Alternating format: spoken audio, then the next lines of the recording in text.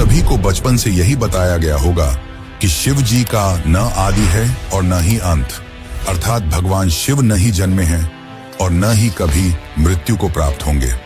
पर शायद ये सच नहीं है, क्योंकि विष्णु पुराण और शिव पुराण में शिव जी की उत्पत्ति को लेकर बातें बताई गई हैं।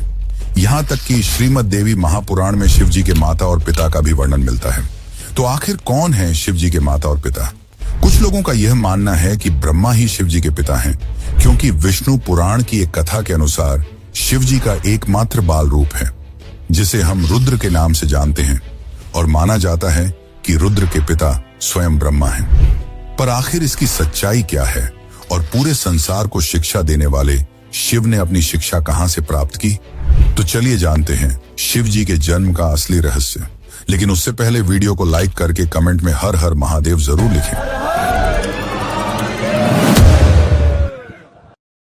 शिव पुराण के अनुसार शिव जी अजन्मे हैं, यानी कि उनका जन्म नहीं हुआ है, और वे स्वयंभू हैं, यानी कि खुद से ही उत्पन्न हुए हैं। क्या इसका मतलब यह है कि शिव जी के न तो माता हैं और न ही पिता? लेकिन विष्णु पुराण में तो कुछ और ही लिखा मिलता है, जिसके अनुसार विष्णु जी के नाभि से निकले कमल से ब्रह्मा जी की उत्पत्ति हुई और उनके माथे के तेज से शिव की उत्पत्ति हुई, जिसके कारण शिव जी को ज्यादातर समय ध्यान मुद्रा में दिखाया जाता है। लेकिन शिव पुराण में तो इसका उल्टा लिखा मिलता है, जिसके अनुसार एक बार जब शिव जी अपने घुटनों को मल रहे थे तो उनके घुटनों के मैल से श्री हरि विष्णु की उत्पत्ति हुई। अब इस मामले में तो दोनों पुराणों में अलग अलग बातें बताई गई हैं, परंतु विष्णु पुराण की एक और कथा के अनुसार ब्रह्मा ही शिव जी के पिता हैं। क्या यह सच है? तो चलिए जानते हैं इसकी सच्चाई। लेकिन उस कथा को समझने से पहले एक और कथा को जान लेते हैं जो काफी ज्यादा प्रसिद्ध है। और इसी कथा के अनुसार शिव जी को आदि अनादि का दर्जा मिला, यानी कि न ही उनका कोई शुरुआत है और न ही अंत। दरअसल एक समय की बात है, भगवान विष्णु और ब्रह्मा में यह बहस छिड़ गई कि उन दोनों में से कौन ज्यादा महान है। ब्रह्मा को अपने सृष्टिकर्ता और सृष्टि को रचने का अभिमान था, वहीं विष्णु को इस जगत के पालनहार होने का घमंड था। दोनों के बीच की बहस काफी बढ़ गई और तभी दोनों के बीच में एक विशालकाय खंभा आ खड़ा हुआ। उस खंभे के अंदर से आवाज आई कि जो भी इस खंभे का आखिरी हिस्सा खोज लेगा वही सर्वश्रेष्ठ होगा।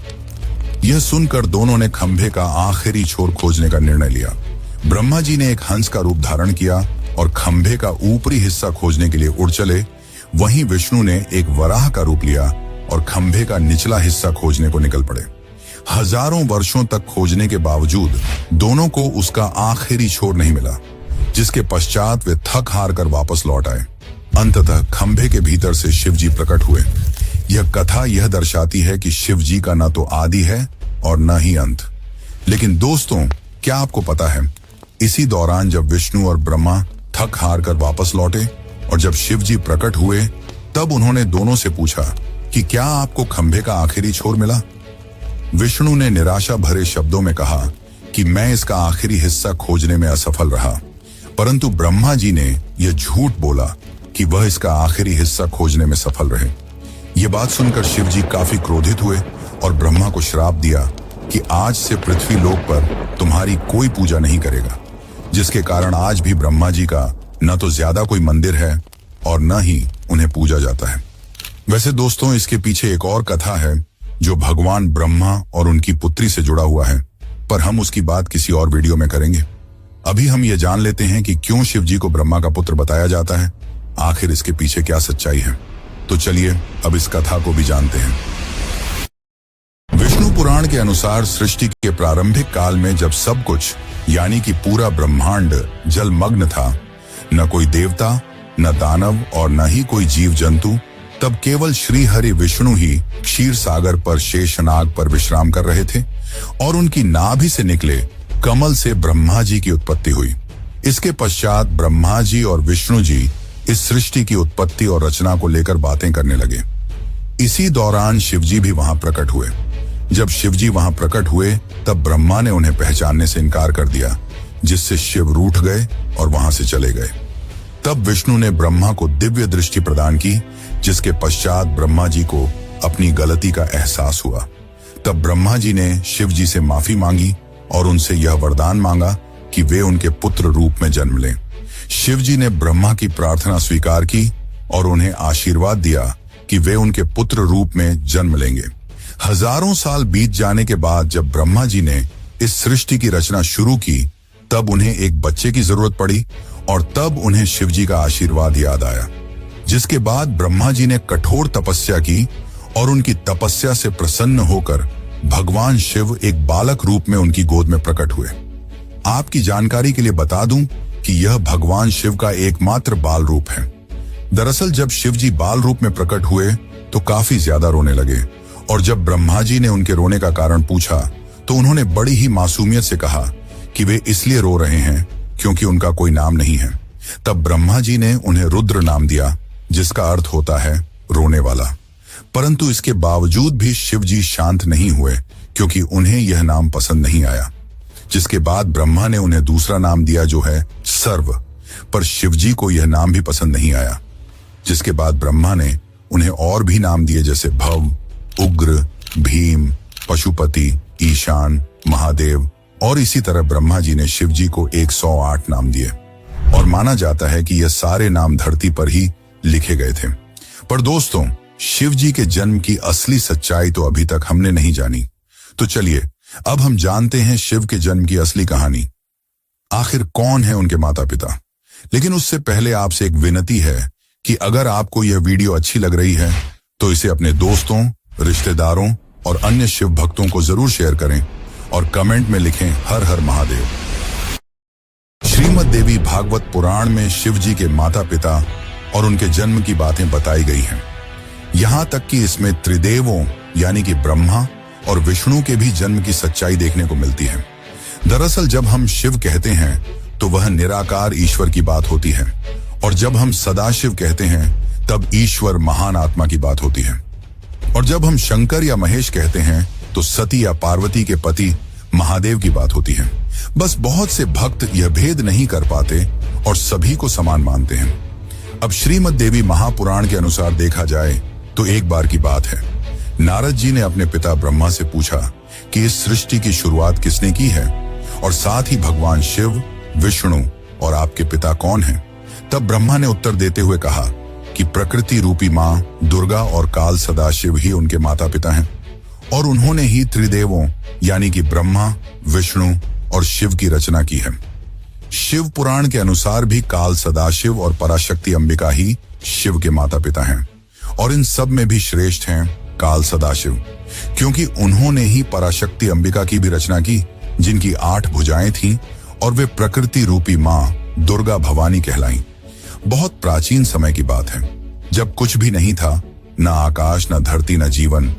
उस समय केवल एक ही शक्ति थी, काल स्वरूप सदाशिव। वही आदि परमेश्वर हैं जिनसे सब कुछ उत्पन्न हुआ। सदाशिव के भीतर ही शक्ति रूप में दुर्गा भी विद्यमान थी। दोनों मिलकर काशी के आनंदवन में विचरण कर रहे थे। एक दिन दोनों के मन में यह विचार आया कि अब इस ब्रह्मांड में कुछ और प्राणियों की रचना की जानी चाहिए ताकि इस सृष्टि का विस्तार हो सके।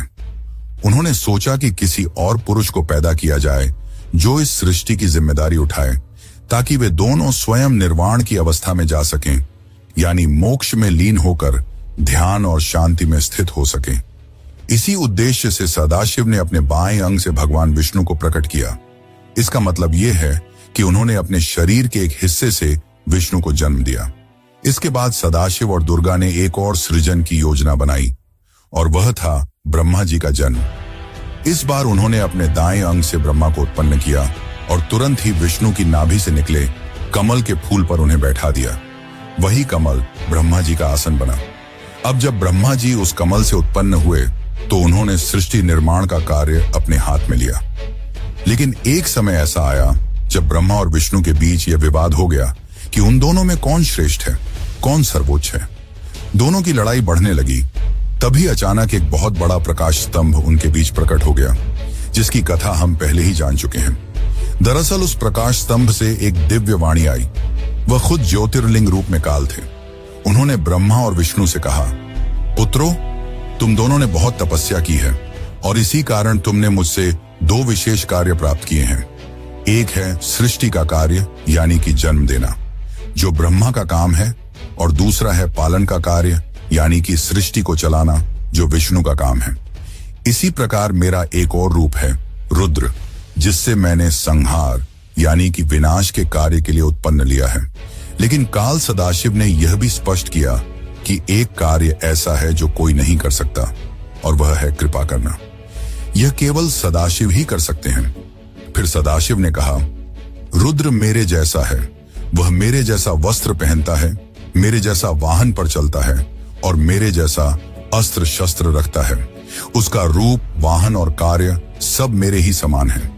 इस प्रकार यह कथा हमें बताती है कि संपूर्ण ब्रह्मांड की रचना सदाशिव और शक्ति रूपी दुर्गा से हुई है। ब्रह्मा, विष्णु, रुद्र, महेश, ये सभी उनके अंश हैं और उन्होंने अलग अलग कार्यों की जिम्मेदारी ली है ताकि सृष्टि ठीक तरह से चल सके। पर मित्रों, शिव जी की कहानी यहीं पर खत्म नहीं होती। एक और रोचक कथा है जिसके अनुसार एक बार कुछ साधु संतों ने भगवान शिव से उनके जन्म के बारे में पूछा। तब भगवान शिव ने जो उत्तर दिया वो चौंकाने वाला था। तो चलिए अब उस आखिरी कथा को जानते हैं जो आपके होश उड़ा देगी।